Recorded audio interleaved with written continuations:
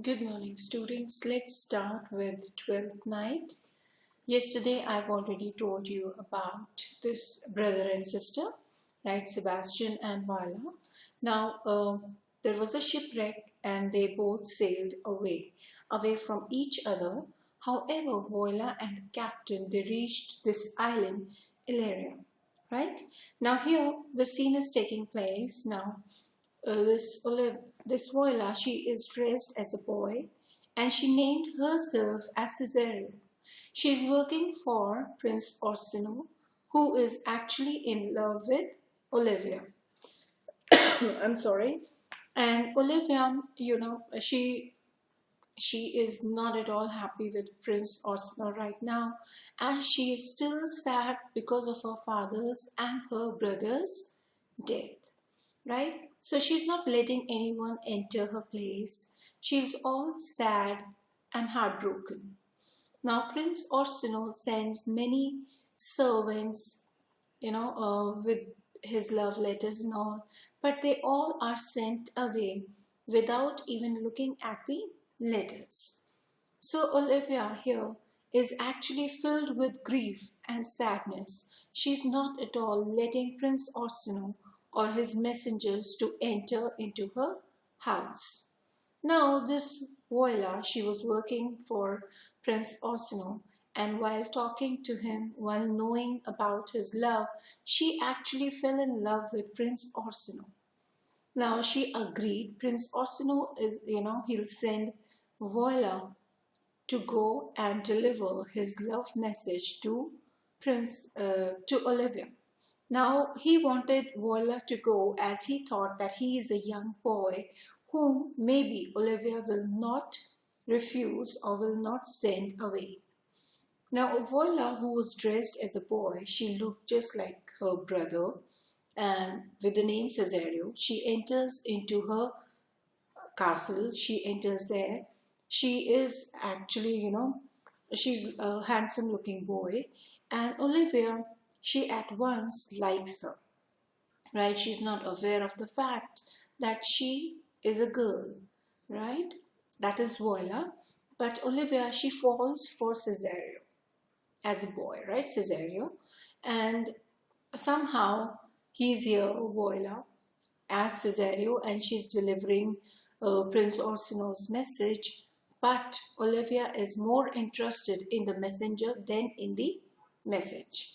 So let's continue reading and let's find out what happens after that.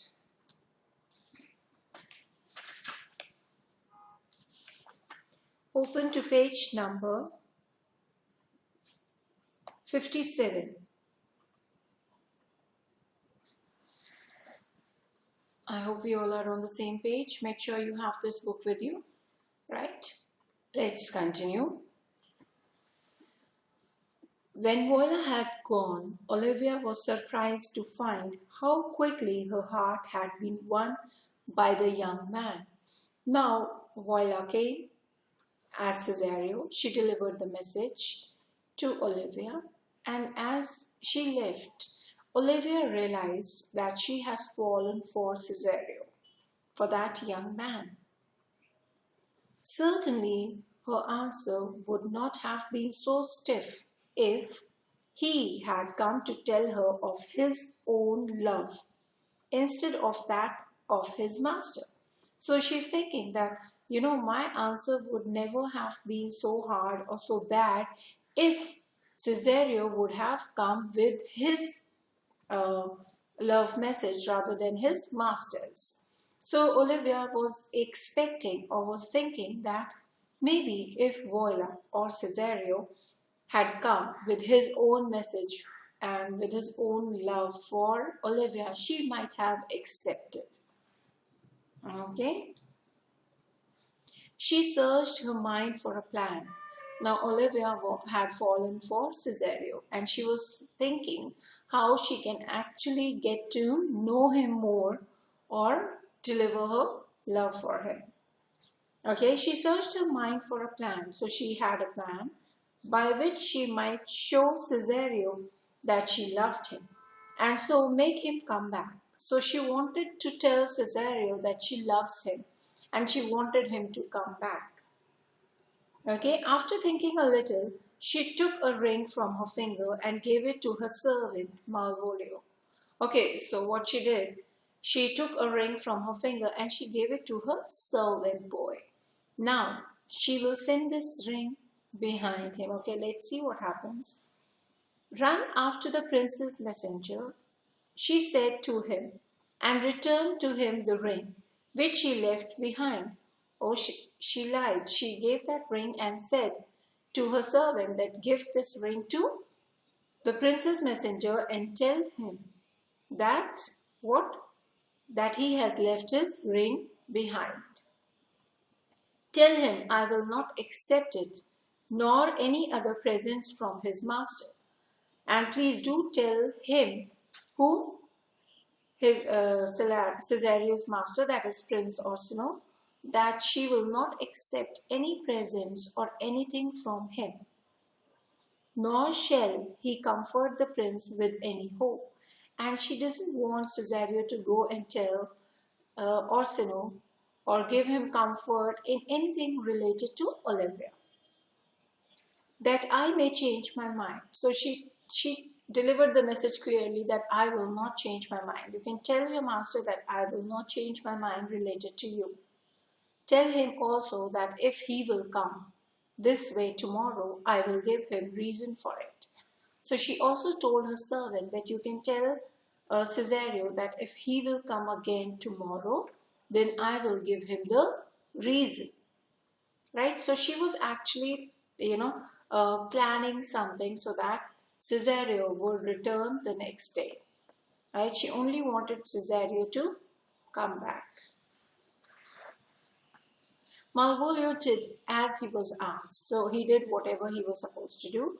Seeing the ring and knowing full well that Orsino had not sent it by her, Voila guessed that the lady was falling in love with her and wished to see her again. Now Voila, who was dressed as Cesario, she understood at once that Olivia is falling in love with Cesario, right? And she agreed to meet her. Right? Okay. We know that in sending the ring to her, Olivia had intended hope that she would do so. Now, Olivia sent that ring to Voila so that, so that somehow this boy Cesario would return to her. Poor lady, said Voila to herself. She might as well love a dream as fall in love with me. So Voila, she actually knew. She's a girl. That's why she's saying here that, this poor lady, Olivia, she is falling in love with a dream. I'm not a boy, right? So that is what she was thinking, that I'm not a boy and I'm sure she's falling in love with a dream. Okay? Then it says here is a strange situation, and all because I so foolish as to dress up as a man. So she says here we have a very odd situation, strange situation, that there was a kind of a love triangle, right? How?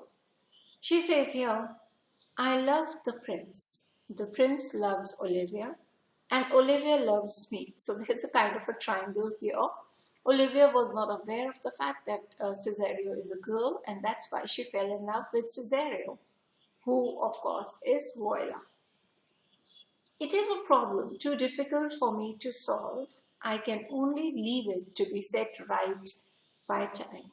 So she says here, this is one of the most difficult problems that I cannot solve.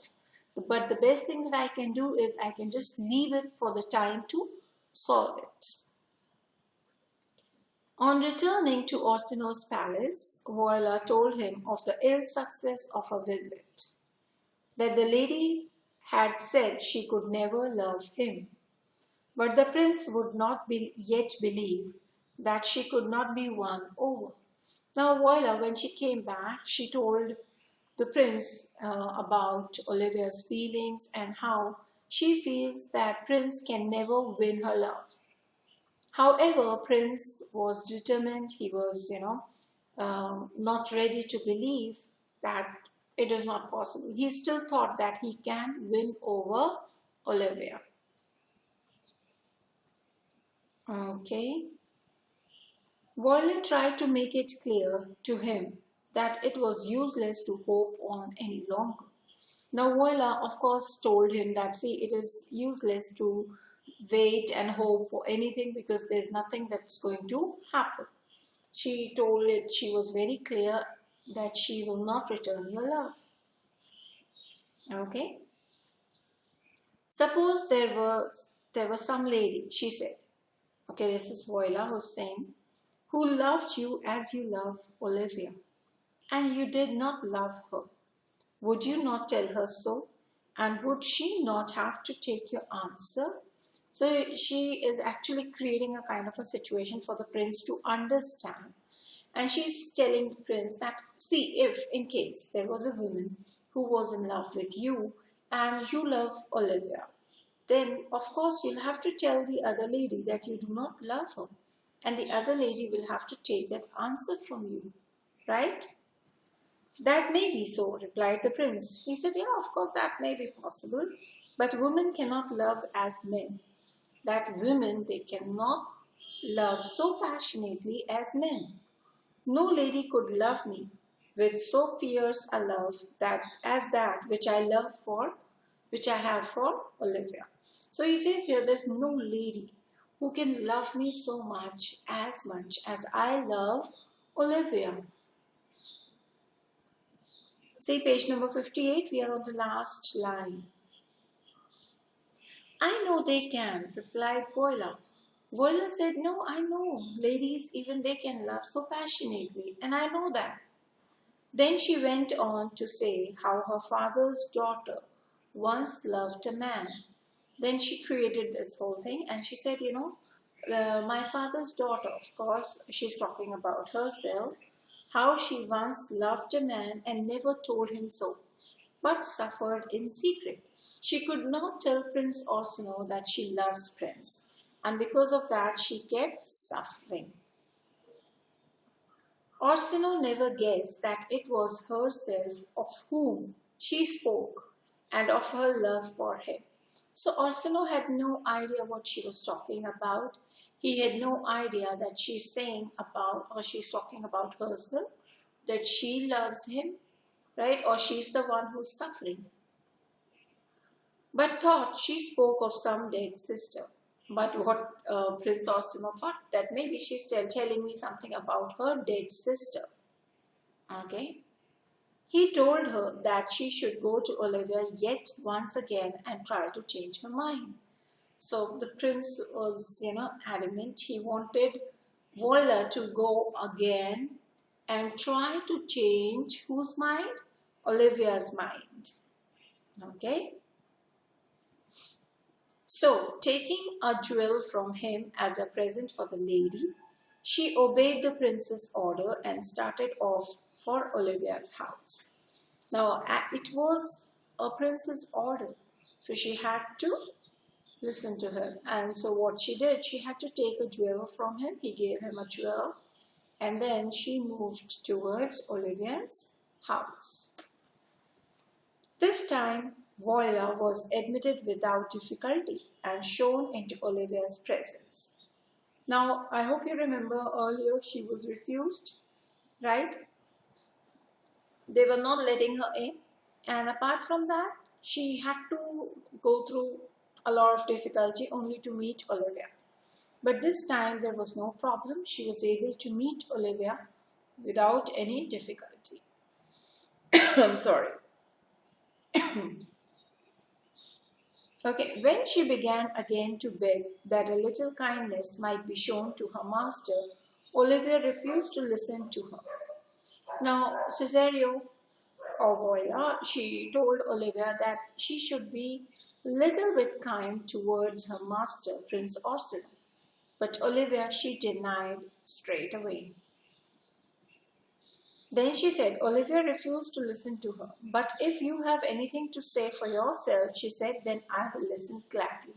So Olivia told Cesario that if you have anything to say on your behalf, then I'm ready to listen to you. Okay, but Voila did not seem to understand her, and Olivia therefore began to speak more plainly. Now, Voila was dressed as a boy, she's just a servant boy, and it was difficult for her to understand what Olivia is trying to say. And because she was unable to understand, so what Olivia did, he started to say the same things plainly or uh, in a straightforward manner. Okay, let's listen. It says here, she spoke more plainly and told Voila openly of her love. So she told Voila directly that she loves her. At this, Voila did not know how to behave or what to say. So she left the place, simply telling Olivia that she was determined never to love a woman. So okay, here, Voila, she left the palace on hearing that Olivia is in love with her, and she told her straight away that I have a very strong feeling that I will never love a woman. Why, there's a reason. She herself is a woman. All this time, Voila had never given up hope of seeing her lost brother again. Now, maybe this whole thing was going on in Voila's life, but there was another part of her. She was still waiting for her brother. This day, while she was talking to Olivia, a sea captain in the company with a young man was entering the town by another street. Now, when Voila was sitting with Olivia and talking to her, who enters into the town? Sebastian with another captain. The captain's name was Antonio, and the young man was Sebastian, Voila's twin brother, who had not, after all, been drowned. So she was very lucky her brother was still alive and he had not drowned. For after tying himself to a mast and floating a while on the sea, he had been picked up by Antonio's ship alive and unhurt. So while he was sailing on the water, there was another ship that must have helped him, and the captain of that ship was Antonio. Page 60, see the top line, the first line. The captain of the ship was kind to him and accepted him as a friend. Who's the captain of the ship? Antonio. Antonio was kind towards Sebastian, he helped him, and he was a kind of a friend. It so happened that 3 months later they reached Illyria. So after 3 months they reached the land, landing not far from the spot where Voila had been wrecked upon the shore. So they also landed at the same place where Voila, was landed. Okay. Sebastian wished to see the town and visit the prince's court, but the captain felt that it might not be safe for him to go alone. Now here Sebastian wanted to go and visit the town, look around. He also wanted to meet the prince, of course, but Antonio felt that it might not be safe for him. He was afraid that if he did so, he might be seen and recognized by the prince or some officials. Now Antonio, he didn't want to enter in. Why? He feared that if he'll enter the town, then maybe prince or his officials might see him. There's a reason why he was scared. Antonio knew that the prince had given orders for his arrest. So there were arrest warrants against him. Okay, right. It says here, if he ever come into the town, for in a recent sea fight he had wounded Orsino's own nephew. So maybe there had been a sea fight and Captain Antonio, he must have wounded who? Orsino's nephew. So after going with Sebastian for a mile or so, he told him to go on alone. He gave Sebastian his purse in case he might wish to spend some money in the town and begged him to keep out of danger. So he gave Sebastian his purse so that he can use the money, and he told him to stay away from danger. Antonio refused to enter into the town as he was scared that if he will enter in, then this Prince Orsino, he might or his officials might see him or arrest him. Right? There was a reason that he, during the sea fight, Antonio, he had wounded who? Prince Orsino's nephew. So that is it. We'll do till here today. Page number 60, last para will start in the next video. Okay, thank you. Please do read. Read as much as you can. Fine.